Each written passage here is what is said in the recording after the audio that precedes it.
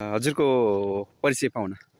मेरो विष्णु प्रसाद मैनाली, यो हरिओम नगरपालिका वडा नम्बर 6 मा पर्छ र मेरो श्री कालिका मौरी पालन फर्म कति छन् अहिले घार हजुरसँग? मसँग अहिले लगभग 400 घार। कुन जातको मौरी पालन गर्नुभएको? मेलिफेरा। ए के हुन्छ यसको पालन तरिका? यसको तरिका त लगभग यो प्राचीन कालदेखि पाल्दै आएको भन्दा अहिले आधुनिक किसिमले चाहिँ हामीले पालेका छौँ।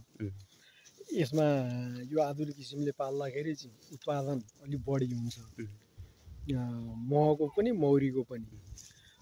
र यो परम्परागत रूपमा पाल्दै आएका मौरीहरूमा चाहिँ अब हामीसँग यो आधुनिक किसिमका मदानीहरू, यी मह निकाल्ने मेसिनहरू केही पनि नभएको र हातैले निचरेर निकाल्नु पर्ने भएको हुनाले मौरी पनि अलिकति कमजोर हुँदै जाने र उत्पादनमा पनि कमी हुने छ। अहिले चाहिँ हामीले यो आधुनिक किसिमले आधुनिक घारमा आधुनिक किसिमको मौरी मेलिफेरा जातको मौरी पालेका छौँ। यसमा चाहिँ तपाईँको मौरी पनि खस्किँदैन, कमजोर हुँदैन, उत्पादन पनि बढ्ने भएको हुनाले अहिले चाहिँ हामीले आधुनिक किसिमले यो मौरी पालन व्यवसाय गरेका छौँ। कहिलेदेखि हो यहाँ मौरी पालन गर्न थाल्नु? यो सुरुवात 61 सालदेखि हो र 61 सालदेखि पाल्दै अहिलेसम्म आइया छ।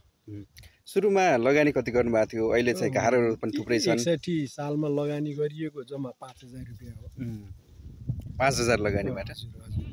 61 सालको जेठ 19 गतेबाट सुरु गरिएको 5000बाट 2 गोला मौरी लिएर सुरु गरिएको। अब यो बिचमा आएर केही अरू पनि थपियो, किनियो, किनिन चाहिँ, तर सुरुवात भनौँ भने त्यहीँबाट नै सुरु भएको।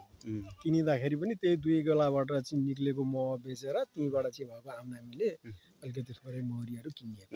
त्यतिखेर कोही रोजगारीको लागि जाने, को वैदेशिक रोजगारीमा जाने चलन